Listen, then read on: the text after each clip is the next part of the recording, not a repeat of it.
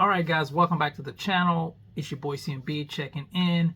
And guys, I just got back from the movies. Just got back from watching James Gunn's Superman. So this is my out of the theater reaction. And I did do one while I was there, but I left out some things that I kind of wanted to talk about. So I figured I'd redo it when I got home here. But quick disclaimer, I am a Zack Snyder guy. I'm a Snyderverse guy. And I love BVS. I love the Man of Steel. And honestly, I just didn't think anything could top that. But I would say I went into this movie with an open mind. I didn't want to be completely biased like some people are before they even see the movie. They're already trashing it. So I went in there with an open mind, and honestly, I gotta say, I enjoyed it.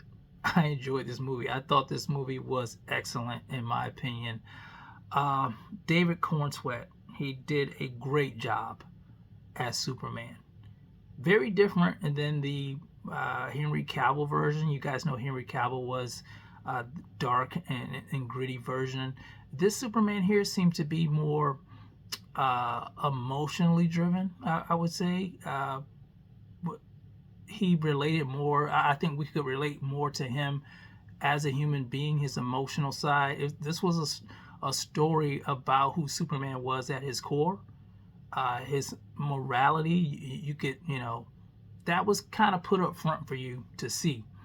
And I thought that was excellent, especially in the times that we're living in now where, people really don't have morals.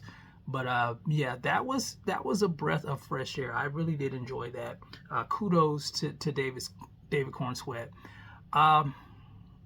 What else? Rachel Brosnahan as Lois Lane.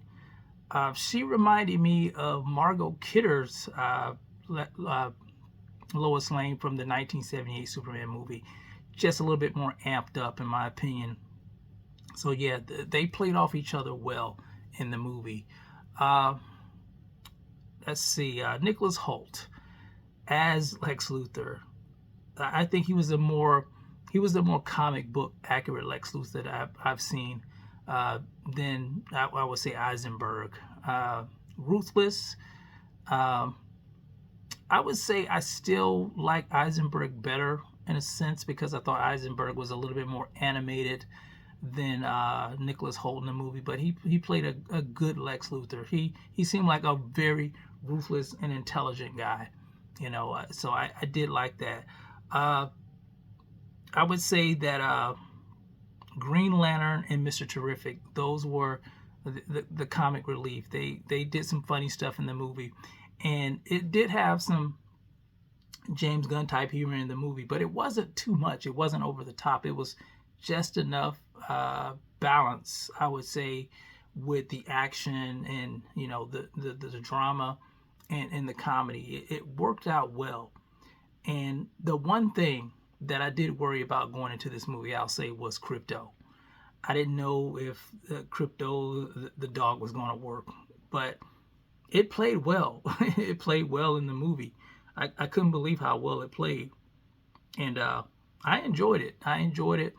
Ultraman and the Engineer, I would say, out of those two villains, I would be more afraid of the Engineer in the movie. She just seemed more ruthless to me, in my opinion.